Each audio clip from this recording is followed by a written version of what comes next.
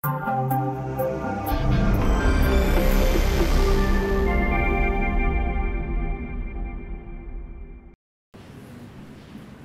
kali ini mungkin teman-teman pernah atau search atau googling tentang written epic in the world, atau yang biasa kita tahu bahwa epic tertulis di dunia.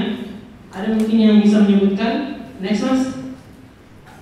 Ya, yang kenal tentang sajak-sajak Homerus. Jadi sajak-sajak yang ditulis oleh Homerus, misalnya dilihat tentang perang Troya, itu salah satu naskah epic tertulis terpanjang di dunia, terdiri dari 15.663 baris. Next. Kemudian siapa yang tidak kenal Mahabharata? Mahabharata itu sudah teradopsi ceritanya di sini tentang Pandawa dan Kurawa. Itu berasal dari India, terdiri dari 200.000 baris, 13.000 halaman, dan dibagi menjadi 19 jilid. Ini juga salah satu. Yang kedua terpanjang di dunia. Next mas. Yang ketiga tahu nggak? Ini pernah googling nggak gambar ini? Jadi yang ketiga adalah Lagaligo. Lagaligo itu adalah next. Ya, Lagaligo adalah karya sastra tertulis terpanjang di dunia yang diakui UNESCO tahun 2011, mengalahkan panjang kisah Mahabharata dan cerita Homerus dari India dan Yunani, terdiri dari 300.000 baris dan 12 volume manuskrip. Nah, ini milik Indonesia. Apakah teman-teman nggak tahu sebelumnya? Nggak tahu ya? Ya, justru itu gunanya kita di sini untuk sharing supaya teman-teman mengetahui bahwa Indonesia punya naskah epic terpanjang di dunia, namanya Lagaligo. Lagaligo ini berasal dari Sulawesi Selatan sebagai memory of the world. Kenapa dikatakan memory of the world? Karena Lagaligo ini, penemuan Lagaligo ini adalah membuka memori tentang Indonesia dan Belanda. Karena di dalam penciptaan pengumpulan karya sastra ini terlibat tangan-tangan Indonesia dan Belanda, tangan-tangan pendahulu-pendahulu kita. Nanti saya ceritakan soal wanita yang sangat berpengaruh itu. Next mas. Nah, kenapa harus Lagaligo? Pertama, Lagaligo itu diceritakan dengan bahasa yang sudah tidak ada penuturnya. Jadi gini, Lagaligo itu bahasanya bahasa tingkat tinggi men. Benar? Bahasa tingkat tinggi. Itu pakai bahasa Bugis kuno. Saya orang Bugis ya, saya dari Sulawesi Selatan. Bahasa Bugis saya sekarang sudah tercampur-campur. Jadi sudah ada unsur-unsur Indonesia-Indonesianya, ada konspirasi kemakmurannya dan sebagainya. Jadi itu tidak ada penuturnya. Penuturnya itu pun sudah bisa dihitung jari. Penafsiran karena Lagaligo ini pengertiannya 3 tingkatan. Jadi Lagaligo ini misalnya gimana? Harus diterjemahkan dulu, diartikan kayak puisi. Itu bukan makna sebenarnya. Setelah diartikan lagi, itu ternyata masih ada makna lagi di setelahnya. Jadi bertingkat-tingkat. Bayangkan 300.000 baris itu mengartikan makna yang bertingkat-tingkat. Itu benar-benar yang dinamakan bahasa tingkat itu. Bagaimana pemanfaatannya? Jadi Lontara Project mengusung konservasi kreatif, di mana memanfaatkan jaringan sosial dan teknologi. Siapa sih nggak punya Facebook, Twitter, dan tidak pernah buka internet? Ada yang belum pernah sama sekali dalam hidupnya tidak membuka internet di sini? Ya saya rasa tidak ada. Kemudian memicu kreativitas generasi muda melalui konservasi, itu tadi, dengan Facebook, media sosial dan lain-lain, dan melakukan dokumentasi terhadap referensi dan informasi mengenai Lagaligo. Teman-teman mungkin nanti bisa buka websitenya. Itu banyak tulisan-tulisan tentang apapun yang ada di Nusantara ini. Next. Nah, kita masuk ke bagaimana gerakan itu terbentuk. Lontara Project. Lagaligo for Nusantara disingkat Lontara Project. Next mas. Nah, foundernya itu ada 4 orang sebelumnya. Mereka adalah anak Makassar, anak Bugis Makassar semua. Ega, Ran, dan Ahlo. Ega ini anak ITB. Dia ahlinya ngedesain. Jadi dia tidak begitu ahli soal budaya, soal Lagaligo. Ran ini ahlinya ngedesain juga, dia di sisi Telkom. Tapi dia yang menciptakan karakter-karakter. Dia mendesain karakter-karakter. Kemudian Fit ini sebagai public relation-nya, dia jago untuk berkomunikasi. Dan Ahlul ini ahli-ahli ininya, dia mahasiswa FHUG. Mungkin ada yang kenal Ahlul. Jadi dari FHUG baru selesai ya. Nah, Ahlul ini dia hobinya baca-baca buku, dia hobinya antropologi, sejarah, sehingga dia kalau berdiskusi, biasa berdiskusi bareng saya juga, bicara soal Lagaligo dan sejarah-sejarah di Nusantara. Next. Nah, kita mengusung iWorks Lagaligo. Jadi iWorks itu ada singkatannya, uncover atau kenali, preserve, lestarikan, speak, dan sebarkan. Jadi tiga slogan ini, kenali, lestarikan, dan sebarkan, itu slogan dari Lontara Project sendiri. Nah, sebelumnya kecenderungan mahasiswa rantauan, jadi kita mahasiswa, teman-teman mungkin banyak yang merantau di sini atau bukan asli Jogja. Nah, kita lihat kecenderungan teman-teman pengen tahu budaya lokalnya itu pas merantau apa pas di rumah sendiri. Pasti pengen apa, penasaran, baru tahu tentang budaya rumahnya pas kita merantau. Sama halnya saya baru tahu soal Lagaligo, ingin mencari tahu lebih dalam soal Lagaligo ketika saya kuliah di sini. Karena mungkin atmosfer Jogja seperti itu, atmosfer Nusantara budayanya, sehingga kita memiliki hasrat. Sama halnya kalau kita mungkin dengan kerinduan terhadap orang yang kita sayangi, itu membuat kita untuk mencari tahu apa sih yang dilakukan. Sudah ngapain aja kita, sama siapa aja, sudah makan belum dia. Sama halnya budaya kita, sama halnya kearifan lokal yang ada di daerah asal kita. Apakah tidak setelah kita pindah di ini, rindu nih buat main kelereng, rindu buat main egrang. Nah itu kan kita ingin cari tahu lebihnya. Sama dengan Lagaligo. Next, realisasi apa yang sudah dilakukan Lontara Project? Pertama, ada website di www.lontaraproject.com, t-shirt, merchandise, dan lain sebagainya bisa dibuka di websitenya. Next, ini webnya. Next, Facebook dan Twitternya @lontaraproject. Next,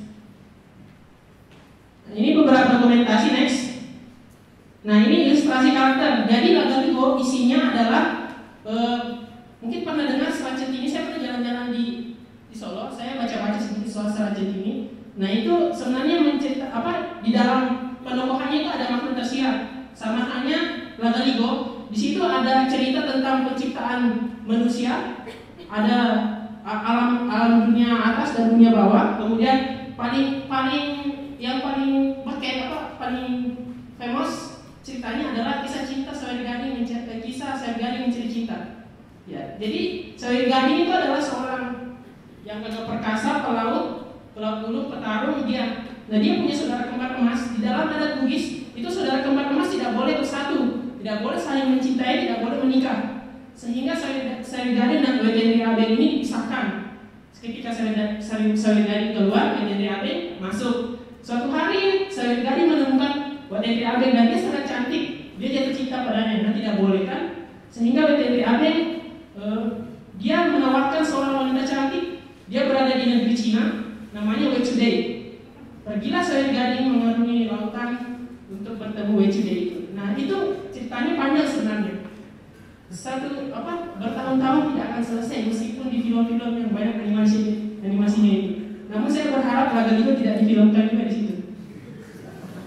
Next, grand launchingnya, tahu nggak grand launchingnya tidak sebanyak ini.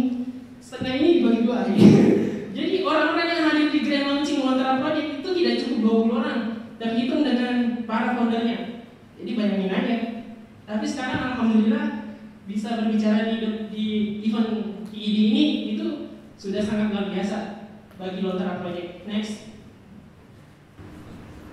Nah, kita sempat, saya dan Ahlul dan Fit, 4 orang pernah ke Malaysia untuk presentasi di University Malaya tentang gerakan ini.